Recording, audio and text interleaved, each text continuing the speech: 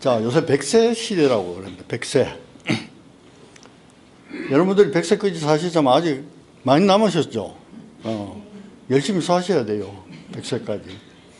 근데 내가 이과대학 다닐 때 100세 개념이 없었어요. 100세라고는 들어본 적이 없어요.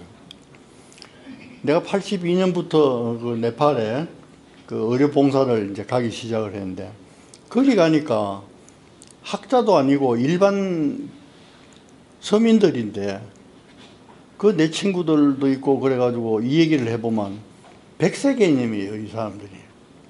그 평균 수명은 우리보다 떨어지는데, 말하자면 위생 상태가 안 좋기 때문에 유아 사망률이 높아요.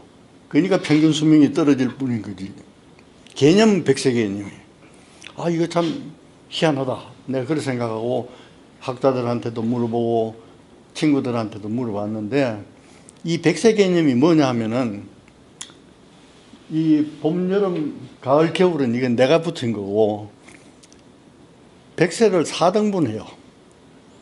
그러면 25살까지, 50살까지, 75살까지, 100살까지 그런 거예요. 25살까지는 뭐냐면 학습하는 시기라는 거예요. 학습. 보고 배우는 거예요. 뭘 보고 배우는가? 이 세상을 살아가는 방법을 배우는 거예요. 누구한테? 부모로부터 배우는 거예요. 그 다음에 취학 연령이 되면 학교에 가서 또 배우잖아요. 그러니까 교통질서는 이래야 된단다. 그런 것도 배우잖아요. 또 나쁜 짓은 하면 안 된단다. 뭐 싸우면 안 된단다. 별걸 다 우리가 배우잖아요. 그게 학습하는 시기예요. 그래서 나는 이 생명이라고 하는 것은 나서부터 우리가 하직할 때까지를 의학적으로 일생이라고 생각하기 때문에, 종교적으로는 이제 그 전생도 있겠고 뭐 후생도 있고 안 그렇겠어요?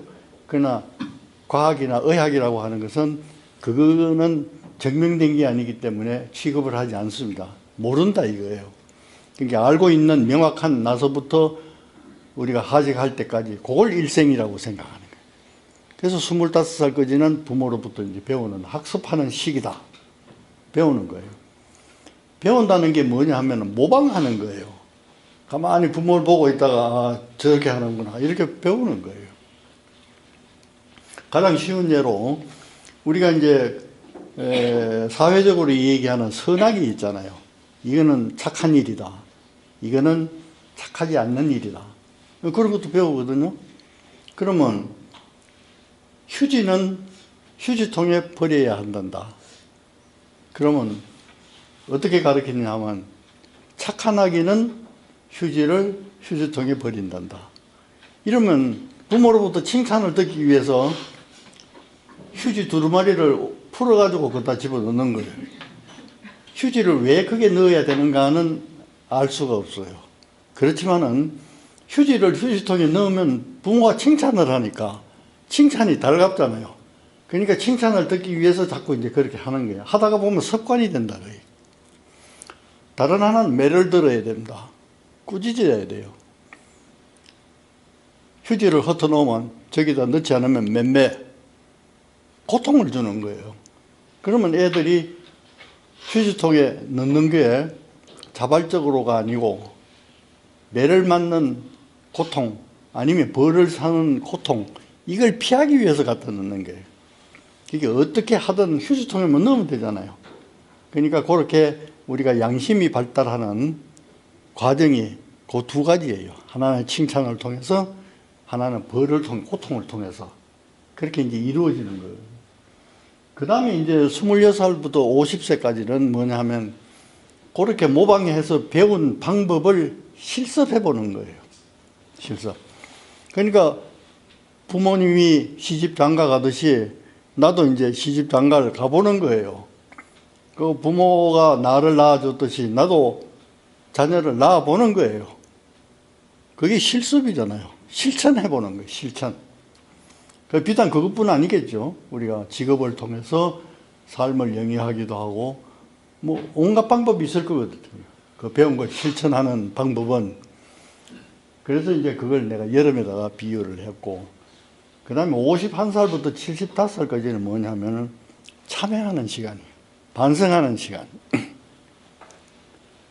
내가 부모님한테 25살까지 또 아니면 사회에서 배운 대로 내가 50살까지 실천을 해봤는데 그 실천하는 동안 내가 의식적으로는 아니지만은 내 행동으로 인해서 다른 사람이 고통을 받은 것은 없을까? 이런 것을 참여한다는 거예요.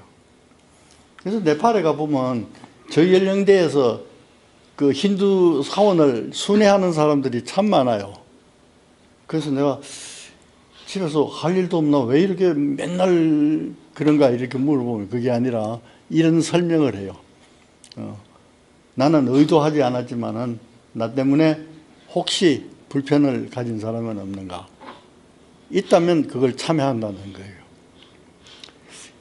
이거하고 이제 조금 비슷한 얘기를 하면 내가 이제 60회 회갑을 맞았어요. 그 애들한테 회갑을 해달라 이랬더니 애들 하는 얘기가 60에 회갑하는 사람이 어디 있냐 이게 요새 같은 세상. 80이나 이래 돼야 하지 안 한다는 거예요. 그래서 내가 장문의 편지를 썼어요. A4 용지 한 장으로 회갑을 해야 될 이유 그래가지고 회람을 했어요. 우리 집 애들이 전부 나오고 이제 한 집에서 하니까 그래 돌렸어요.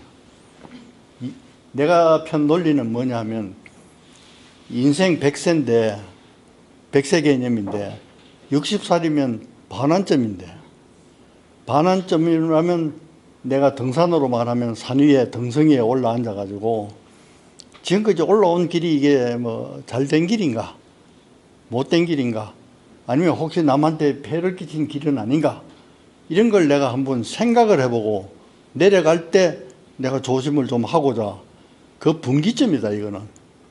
그러니까 너가 회갑을 안 해준다고 하는 것은 내가 반성할 기회를 안 주는 거다 이렇게 호떡을 쳤더니 그 회갑을 해줘서 잘 얻어먹었어요. 얻어먹었는데 80세가 되니까 또 애들이 걱정이잖아요. 60세를 그렇게 했으니까. 그러니까 아버지 80세는 그 어떻게 하면 좋겠습니까? 안 한다 그래서 그러니까 애들이 또 당황하는 거예요. 내 생각은 무슨 생각을 했냐면 나는 80세 되던 그 한 해를 매일매일 생일이라고 생각을 했어요. 매일매일.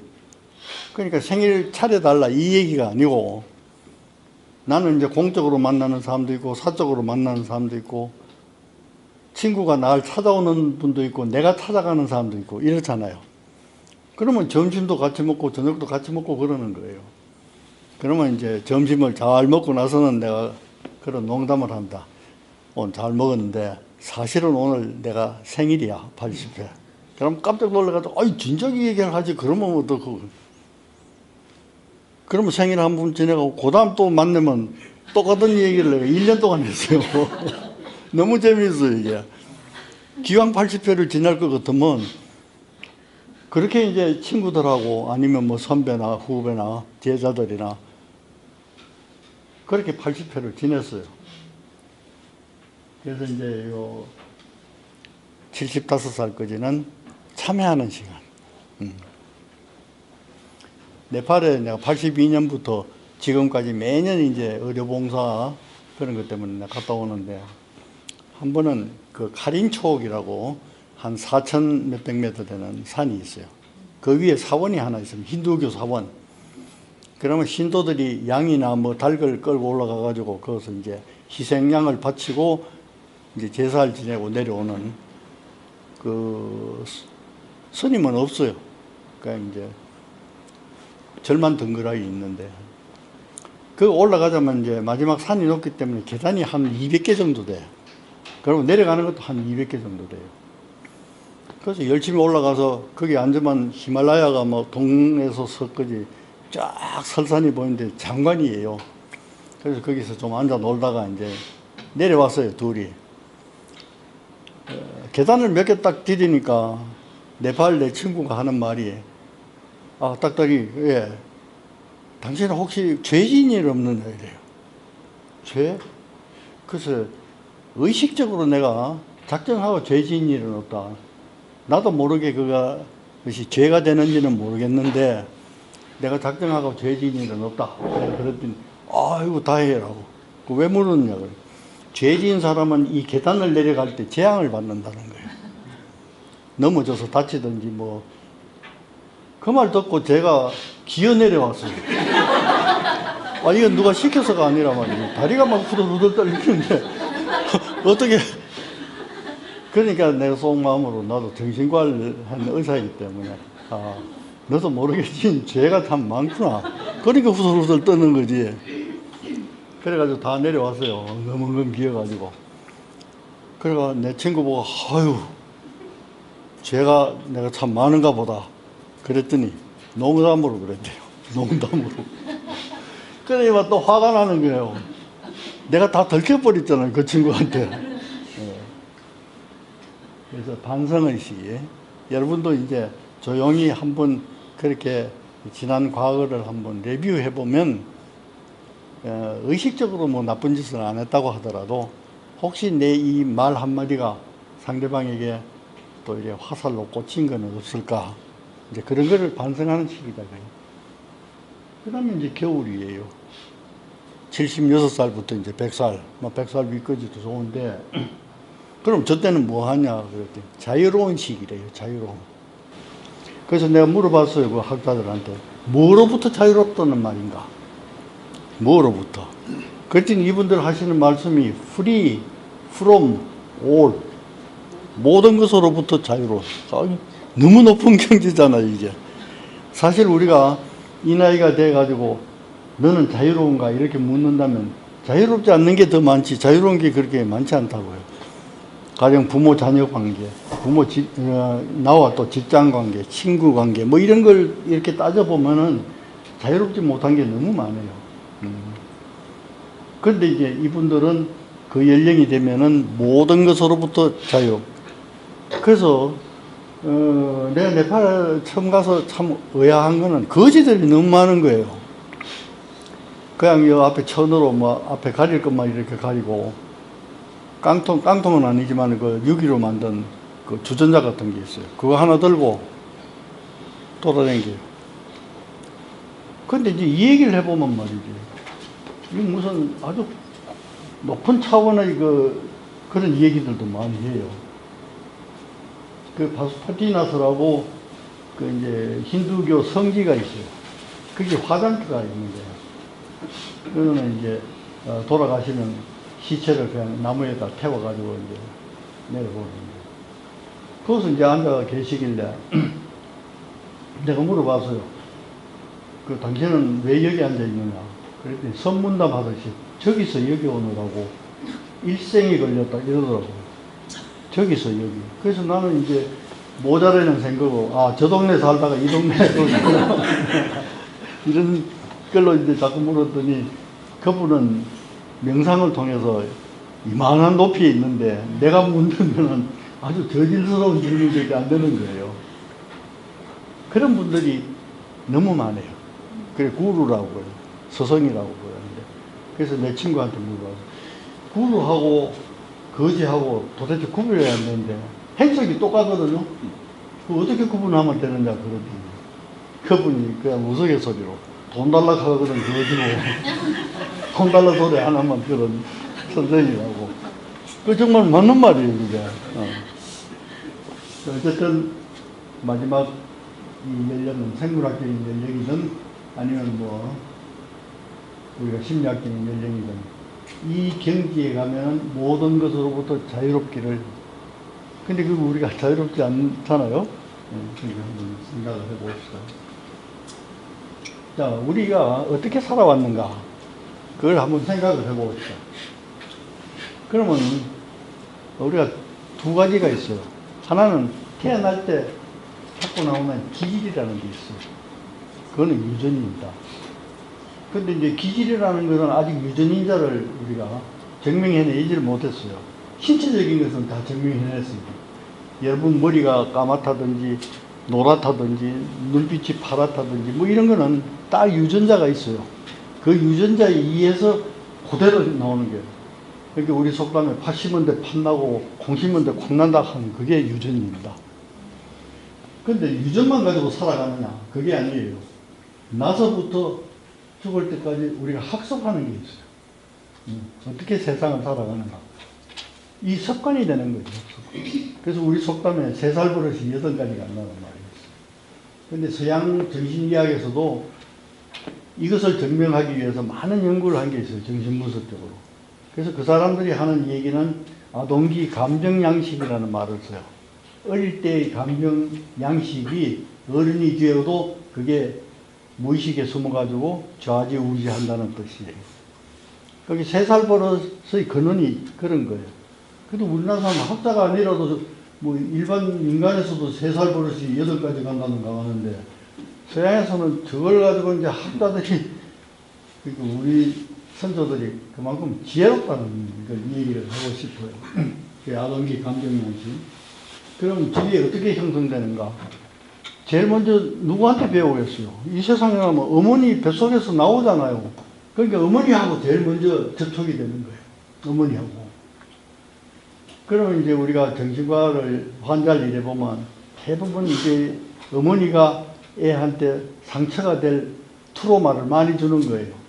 그래서 서양 그 정신의학 책을 보면 정신분열증을, 요새는 조현병이라고 합니다만, 정신분열증을 만드는 어머니라는 용어가 있어요. 스키조프레노제닉 마더. 그러니까 어머니 치고 정신분열증을 만들려고 하는 어머니가 어디 있겠어요? 그래도 양육 방식에 따라서 그 부모의 그런 적개심이라든지 잘못된 그런 정서, 이런 것이 자녀로 하여금 환자를 만들 수 있다. 이런 개념이에요. 그러니까 이제 그런 걸 지적하면 어머니들이 너무 억울해해요. 나는 자녀를 위해서 이만큼 희생하고, 저 아버지가 맨날 술 먹고 돌아가지고 이래 됐는데 아버지는 왜 성도 안 하고 엄마만 그러냐. 아버지는 자녀와 대하는 시기가 좀 늦기 때문에 그런 거예요. 시기가.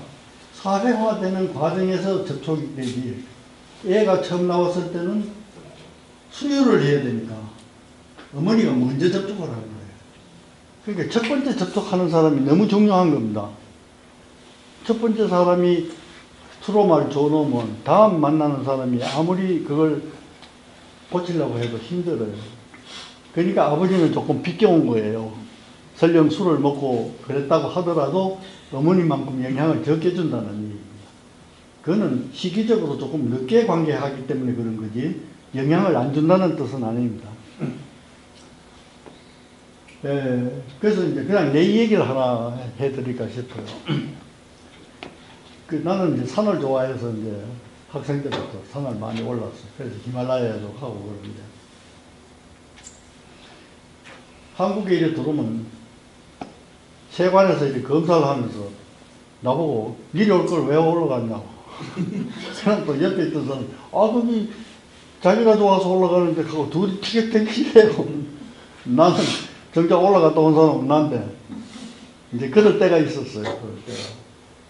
얼마 전에 우리가 그 김창호라고 아주 그 우리나라로서는 대단한 사람들인데 그 5사람이 희생됐잖아요. 요새 뭐 무슨 만성도 많지만은 네팔에 가서 그 희생된 것 중에 한국 등반대가 제일 커요. 70년대에 그 희생된 만화수로에 가서 희생된 우리 등반대원이 12명이었어요. 이번과 똑같아요. 12명이 베이스 캠프에서 천막 치다가 이 제트기 위에 말려가지고 사람이 날아가 버리고 없어요. 그래서 아직 시체도 못 찾았어요. 그러니까 이번도 똑같아요. 천막 치다가 날려간 거예요. 자다가 또 날려가. 그렇게 슬리핑백에 들어앉아가지고 한 300m 날아간 거예요. 그건 어떻게 해볼 도리가 없는 그런 건데, 그래서 나는 왜 사냐고 그러는가? 그 사람들이 그렇게 자주 물어요. 그러면 이제 그 서양 등반가 메로이라는 사람이 산이 거기 있으니까 올라갔다. 기자들이 하도 물으니까 말이지. 이거는 경지가 도달해서 그런 얘기를 할 수도 있고 귀찮아서도 그런 소리 할 것 같아. 기자들이 자꾸 따지기 왜 올라갔느냐 하는 거야. 산이 거기 있으니까 올라갔지. 근데 이제 나는 만약 그런 질문을 받으면 좀 고상한 얘기를 해주고 싶었어요. 근데 산이 거기 있으니까 올라간다. 이거 이상 더 좋은 말을 찾을 수가 없어요, 내가. 그래서 이실 직고할 수밖에 없다. 그래서 이제 뭐라고 대답하냐면, 해물 칠 줄 몰라서 산에 올라간다. 해물 칠 줄 몰라. 근데 이건 사실이에요. 내가 외동아들입니다. 그 당시에 외동아들은 참 귀했어요. 자녀가 뭐 한 10씩 남는 판에 내가 외동아들이니까. 그 부모는 물에 가면 내가 죽는다고 생각하는 거예요. 근데 그때 놀이기구 같은 게 없어가지고 골목에서 친구들 만나면 놀러 가는 게 강으로 가서 헤엄치고 그래 놀다가 오는 거예요. 자, 어머니 말을 듣고 효자 노릇 하려면 친구를 잃어야 돼. 친구 따라가서 헤엄을 좀 치고 오면은 부모한테 혼나는 거예요. 그래서 내가 어릴 때지만 참 기특해. 타협을 했어요. 친구를 따라가되 물에는 배꼽 이상 절대로 안 들어간다. 배꼽이 이 물에 들어가는 상한선이에요. 왜 배꼽이냐? 배꼽 좀 들어가가지고 땅이 어디 있는가를 이렇게 탁 살피고 물에 빠져서 땅으로 기 나와도 기 나올 수 있는 거예요. 참 무서운 거지만 내가 그렇게 생각했어요. 지금까지 헤엄을 못 쳐요, 저는. 헤엄을 못 치니까 산을 갈 수밖에 없잖아요. 그 부모님들은 산은 물보다 좀 안전하다고 생각하는데 절대로 안전한 게 아닙니다. 그 김창호 보세요. 그래서 나는 맨날 뭐 라일 타고 뭐 일부러 말이지 좀 이렇게 슬립해서 무릎을 까고 이렇게 들어가면 부모님들 엄청 걱정하잖아요. 그럼 난 보란 듯이 막 헤엄을 치지 못해서 산에 간다. 이게 정확한 얘기인데 그 상담원을 내가 이제 자꾸 가르치면서 어릴 때 어떤 기억이 있는가 이게 이제 상담할 때 굉장히 중요해요. 근데 그걸 이제 가르치다가 보니까 그 상담원이 나보고 그런 질문을 선생님은 스트레스가 생기면 어떻게 해결합니까? 그러더라고. 그래서 내가 1초의 여유도 두지 않고 산으로 간다. 난 산을 좋아했기 때문에 가는 거거든요. 그러고 나서 가만히 생각하니까 두 가지 생각이 나는 거예요. 내가 학교에 가서 이제 왕따를 당하는 경우가 있어요. 요새도 왕따가 있지만 그때도 왕따를 당하면 어떻게 해볼 수가 없잖아요. 억울하기도 하고. 그래서 우리 학교 마당에 있는 도프라나무가 있어요. 그게 내가 기어 올라가 가지고 울다가 뭐 좀 마음이 가라앉으면 내려오고 그랬어요. 집에서는 또 뭐 부모한테 혼나면 내가 감나무를 타고 지붕 위에 올라가. 그때는 전부 단청이기 때문에 지붕 위에 올라가면 멀리까지 다 보여요. 그럼 부모님은 날 못 찾거든. 그럼 이제 지붕 위에서 또 울다가 뭐 혼자 좀 새기지만 또 감나무 타고 내려오고 그랬어요. 그러니까 산에 왜 오르는가? 무의식적으로 나는 외롭거나 외톨이 되거나 혼나거나 억울하거나 이러면 어딘가 기어 올라가는 거예요. 그러니까 그런 무의식하고 이렇게 통하잖아요, 이게. 이제 그런 식으로 여러분들의 3살 버릇을 한번 음미해보면 어떤 결과든지 간에 원인이 없는 건 없어요. 그러니까 이런 식으로 한번 찾아보세요. 나의 지금 생활 습관이 어디서부터 근거했는가 이런 걸 한번 찾아보면 재미있을 것 같습니다. 자, 그러면 그건 이제 지내간 얘기고 앞으로 이제 어떻게 해야 될 건가? 앞으로 같은 값이면 더 엉치마라는 얘기가 있어요. 같은 값이면 더 엉치마. 일생을 우리가 태어났으면 같은 값이면 이 얘기예요. 우울하게 인생이 뭐냐 이래도 한 세상 가는 거고 이 찰나찰나를 즐겁게 이어가도 한 세상은 가는 거고 그렇다면 여러분들이 뭘 택하겠어요? 즐겁게 택하시오. 그래서 내가 63년도에 낸 거 나는 죽을 때까지 재미있게 살고 싶다. 이 책이 이제 베스트셀러가 된 거예요. 결국 이제 오늘 강연하고도 연결되는 게 그것 때문에 이제 제가 오게 된 거예요. 그럼 사람들은 좀 나보고 물어요. 너는 얼마나 재미있게 살기 때문에 그런 제목을 붙였는데. 재미없기 때문에 그렇게 붙였어. 재미있으면 그런 거 부러질 필요가 없어요. 인생은 고통이에요, 사실. 그러나 지내놓고 보면 이게 추억거리가 되질 수가 있는 거예요.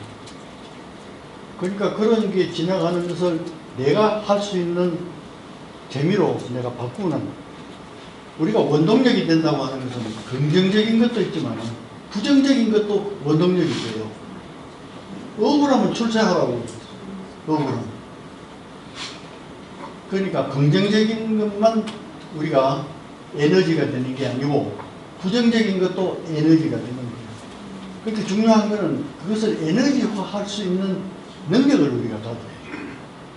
기왕 스트레스가 된다면, 그래서 스트레스를 스트렝스로 바꾸는, 그 재주를 우리가 갖고 있으면 죽을 때까지 재밌게 살 수가 있는 거예요.